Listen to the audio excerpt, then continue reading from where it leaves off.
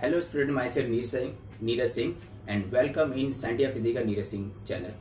तो जैसे कि स्टूडेंट मैं आपको क्लास 12 की केमिस्ट्री पढ़ा रहा हूँ और उसमें सोल्यूशन चैप्टर है। तो सोल्यूशन चैप्टर में स्टूडेंट मैं ऑस्मोटिक प्रेशर आज आपको पढ़ाने जा रहा हूँ। और ऑस्मोटिक प्रेशर स्टूडेंट में लिक्विड बेस में आपको समझाऊंगा। और जैसे कि ऑस्मोटिक प्रेशर में आपको 3 वे से समझाऊंगा, आपको 3 मोड्स आपको समझाऊंगा किस तरह से ऑस्मोटिक प्रेशर किसे कहते हैं सोल्यूशन का। तो जैसे कि स्टूडेंट आप लोग ये फील किया होगा, जैसे आप लोग कभी भी घर में देखिएगा आपके घर में कि जैसे आपके खीर बनी या कुछ बनी तो आप लोग किशमिश उसमें डालते हैं। तो किशमिश डाल के थोड़ी देर के लिए आप किशमिश को उसमें उबलने दीजिए, छोड़ दीजिए। उसका देखते किशमिश का साइज जो है बड़ा हो जाता है, स्वेलअप हो जाती है, रेजिन जिसे आप लोग रेजिन बोलते हैं। या आप लोग कोई आपकी मम्मी पापा या घर में जो है, जैसे आप लोग जो जब कपड़े बड़े धोते हैं तो काफी देर तक पानी में आपका हाथ पड़ा रहे तो आप देखते हैं आपकी जो उंगलियों की जो स्किन है तो काफी फूल सी जाती है। उसका रीजन क्या होता है? ऑस्मोसिस इसका मेन रीजन है स्टूडेंट। क्या है ये रीजन इसका? ऑस्मोसिस। उसी से ऑस्मोटिक प्रेशर बढ़ बना है। तो ऑस्मोसिस होने से क्या है कि स्मॉल या लेस या लो कंसंट्रेशन वाले सोल्यूशन से सॉल्वेंट जो है हाई कंसंट्रेशन वाले सोल्यूशन की तरफ माइग्रेट करता है, यही ऑस्मोसिस कहलाता है। तो it is due to osmotic pressure. तो ऑस्मोटिक प्रेशर 3 तरह से होता है। जैसे कि स्टूडेंट मैं आपको यहाँ पे एक प्रैक्टिकल आपको दिखा रहा हूँ। जैसे कि एक बड़ा सा कंटेनर, इसमें लो कंसंट्रेशन का सोल्यूशन या सॉल्वेंट रखा हुआ है और आपने ये थिसिल कीप इसमें रखी है और थिसिल कीप के अंदर आपने कंसंट्रेटेड शुगर सोल्यूशन रखा है। कंसंट्रेटेड शुगर सोल्यूशन अंदर है इसके, ये जो दिख रही है ना इसके अंदर रखा हुआ है। और इसको आपने जो है नीचे से सेमी परमेंट मेम्ब्रेन आपने लगा रखी है। तो होता क्या, जब आपने इसको सॉल्वेंट के अंदर थिसिल कीप को आप शुगर सोल्यूशन को रखते हैं तो सॉल्वेंट यहां से जो है माइग्रेट करके सेमी परमेंट मेम्ब्रेन को से होता हुआ, यानी जो वाटर कंटेंट है लो कंसंट्रेशन से, वहां से वो थिसिल कीप में पड़ने लगता है। और थिसिल कीप जैसे यहाँ पे इसका लेवल था शुगर का, वो शुगर लेवल बढ़ता बढ़ता यहाँ तक पहुंचा। ये आप जैसे आप देख रहे हैं, तो ये मैंने एक्स का डायरेक्शन देखिए ऊपर की तरफ दिखा, यानी इतनी हाइट गेन कर ली और यहाँ जाके फिर रुक गया।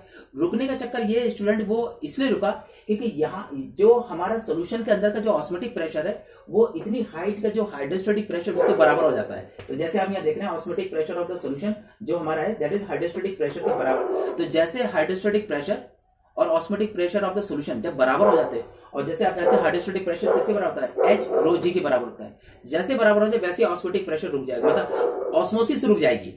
मगर ऑस्मोसिस रुकने का मतलब ये नहीं कि स्टूडेंट की वो इसमें माइग्रेशन नहीं हो रहा सर। अब क्या होता है कि ये इक्विलिब्रियम स्टेट में आ जाता है। कौन सी स्टेट में आ जाता है? इक्विलिब्रियम। यहां आपको लिख के दिखा रहा हूं,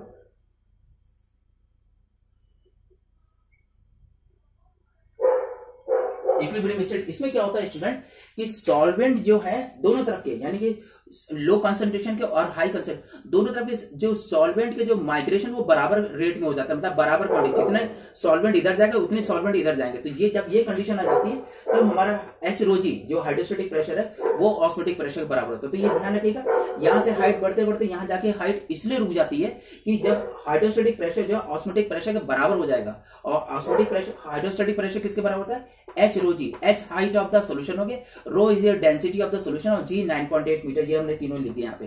तो जैसे हाइड्रोस्टेटिक प्रेशर ये इतनी हाइट का हाइड्रोस्टेटिक प्रेशर आपका जो है ये रुक जाएगा, तो हाइड्रोस्टेटिक प्रेशर हमारा ऑस्मोटिक प्रेशर के बराबर हो जाएगा। और उस समय दोनों तरफ जो हमारे सॉल्वेंट और सोल्यूशन दोनों के बीच में जो सॉल्वेंट का जो माइग्रेशन है वो माइग्रेशन हमारे इक्विलिब्रियम स्टेट आ जाता है, यानी बराबर क्वांटिटी में चल, यानी ऑस्मोसिस एक तरह से हम कह सकते हैं कि रुक जाती है। ये हमने फर्स्ट आपको मैंने हाइड्रोस्टेटिक प्रेशर के बेस में आपको समझाया मैंने ऑस्मोटिक प्रेशर। अगला ऑस्मोटिक प्रेशर मैं सेकंड ये बता रहा हूं। जैसे कि आप ये देख रहे हैं ये कंटेनर लिखा हुआ है, इसमें एक तरफ सॉल्वेंट रखा है एक तरफ सोल्यूशन रखा हुआ है। अब अंडरस्टूड सोल्यूशन का कंसंट्रेशन हाई है, सॉल्वेंट का कंसंट्रेशन कम है और बीच में इनमें हमने जो बाउंड्री बना रखी है दैट इज SPM, यानी सेमी परमेंट मेम्ब्रेन हमने यहाँ लगा रखी है। अब सेमी परमेंट मेम्ब्रेन है तो यहाँ सॉल्वेंट क्या होगा, इसके अंदर सॉल्वेंट माइग्रेट करके सोल्यूशन के अंदर जाने लगेगा और ये तब तक जाएगा जब तक दोनों तरफ के कंसंट्रेशन बराबर ना हो। लेकिन हमने क्या करा, सोल्यूशन के ऊपर एक पिस्टन लगा रखा है। तो पिस्टन लगा तो पिस्टन के ऊपर से हम प्रेशर देते हैं। तो प्रेशर कैसे देते हैं? वहां पे कुछ वेट्स ऊपर के मास रख देते हैं। तो मास रखने से जो एरिया होता है पिस्टन का उस पर जब मास रखते हैं तो मास से हमारा क्या बन जाता है? mg वेट बन जाता है।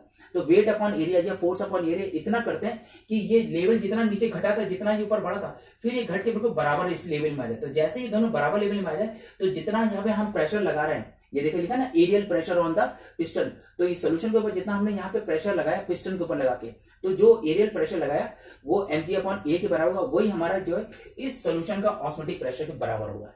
तो यानी कि यहाँ पे मैंने हाइड्रोस्टेटिक प्रेशर से आपको मैंने बताया ऑस्मोटिक प्रेशर, और यहाँ मैंने aerial pressure of the solution, यानी सोल्यूशन का जो के ऊपर जितना प्रेशर इतना लगाया कि इस सोल्यूशन का लेवल और सॉल्वेंट का लेवल बिल्कुल ठीक बराबर फिर आ जाए। तो जब बराबर हो जाएगी तो यहाँ पे जो है इक्विलिब्रियम स्टेट डेवलप हो जाती है, यानी कि जितने सॉल्वेंट इधर जाएंगे उतने सॉल्वेंट यहाँ से इधर भी निकलने लगेंगे। तो जब यहाँ से प्रेशर देता है तो जितने सॉल्वेंट इधर आए थे वो सोल्यूशन से सॉल्वेंट सब जो है सॉल्वेंट की तरफ माइग्रेट करेंगे, यानी दोनों तरफ की जो rate of migration of the solvent है तो वो बराबर हो जाता है। तो यानी कि यहाँ पे जो aerial pressure on the solution है वो हमारा ऑस्मोटिक प्रेशर ऑफ सोल्यूशन बराबर होता है। और एरियल ऑफ द प्रेशर आप जानते हैं फोर्स अपॉन एरिया होता है। फोर्स ये मास हो गया, मास इंटू जी, एम इंटू जी, वेट अपॉन एरिया से निकाल देंगे तो ये एरियल प्रेशर हो गया। तो यानी कि इसमें हमने एम बराबर लिखा लोडेड मास जो पिस्टन के ऊपर हमने लगाया, जिससे ये अपने सोल्यूशन के लेवल और सॉल्वेंट के लेवल बराबर आ जाए, वो मास हो गया पिस्टन के ऊपर। दूसरा 9.2 और ए फॉर एरिया, ये जो पिस्टन है जिसके सरफेस के ऊपर हमने मास रखा था उस पिस्टन का जो एरिया क्रॉस सेक्शन एरिया वो एरिया हमने यहाँ पे लिखा ए से लिखा, वो चीज यहाँ से लिखा है, ठीक है स्टूडेंट। तो ये pressure on the piston solution is maintain the osmotic pressure.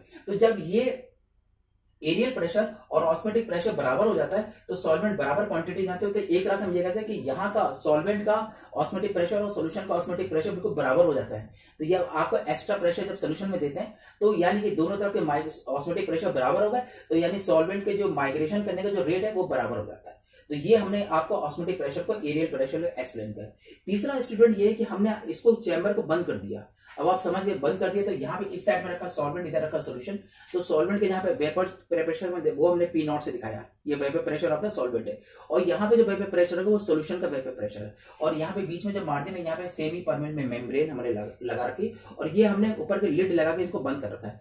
तो अंडरस्टूड स्टूडेंट, ये जो सेमी परमानेंट मेम्ब्रेन है यहाँ पे जो पी नॉट है, आप जानते हैं सॉल्वेंट का वेपर प्रेशर ज्यादा होता है, सॉल्यूशन का वेपर प्रेशर कम होता है।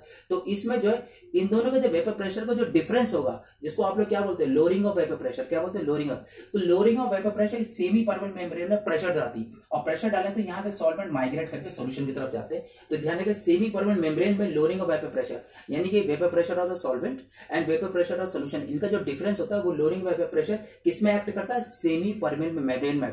तो सेमी परमानेंट मेम्ब्रेन में lowering of vapour pressure act करता, तो वो उसी pressure lowering of vapour pressure यानी कि पी नॉट माइनस पी, ये जो है ये हमारे osmotic pressure of the solution के बराबर होता है। तो इस केस में क्या होता है कि सेमी परमानेंट मेम्ब्रेन में जब क्लोज लीड होती है तो इसमें लोअरिंग ऑफ वेपर प्रेशर हमारे सेमी परमानेंट मेम्ब्रेन में एक्ट करती है, और एक्ट करने का उसका डायरेक्शन सॉल्वेंट से सॉल्यूशन की तरफ होता है। तो यहाँ से सॉल्वेंट जो है सॉल्यूशन की तरफ माइग्रेट करते रहते हैं। तो ये हमारा जो ऑस्मोटिक प्रेशर हमारा आता है ये लोअरिंग ऑफ वेपर प्रेशर है। तो आपको स्टूडेंट मैंने तीन तरह से बताया कि osmotic pressure of the solvent equal to the lowering of vapour pressure, lowering of vapour pressure caused by the migration of solvent. तो यानी कि इस केस में जो है जो लोअरिंग ऑफ वेपर प्रेशर यानी पी नॉट माइनस वी वही कॉज होता है कि सॉल्वेंट जो है लो कंसंट्रेशन से हाई कंसंट्रेशन में मूव करता है। तो यानी कि पी नॉट क्या है, vapour pressure solvent, and P is vapour pressure solution. ये मैंने आपको इस तरह समझा दी।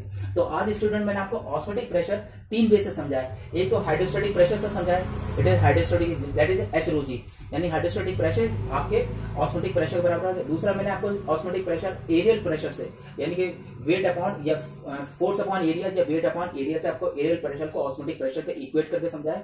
तीसरा मैंने लोअरिंग ऑफ वेपर प्रेशर, जो लोअरिंग ऑफ वेपर प्रेशर वो भी हमारा ऑस्मोटिक प्रेशर के ठीक बराबर होगा सॉल्यूशन के अंदर वाला। तो lowering vapour pressure, aerial pressure and hydrostatic, तीनों को मैंने ऑस्मोटिक प्रेशर के बेस में आपको एक्सप्लेन किया है। तो आई थिंक स्टूडेंट आज ऑस्मोटिक प्रेशर वाला लेक्चर आपको बहुत अच्छा लगा। अच्छा तो लाइक कर देगा, सब्सक्राइब कर देगा and bell icon for notification दबा देगा। और स्टूडेंट एक चीज और कि आप लोग प्लीज आप लोग मेरे चैनल को सब्सक्राइब जरूर करिए, क्योंकि जब आप लोग सब्सक्राइब करते हो तो थोड़ी सी मोटिवेशन मिलता है, तो आप लोगों को नई नई इन्फॉर्मेशन आपको इन द फ्यूचर आपको मिलेगी।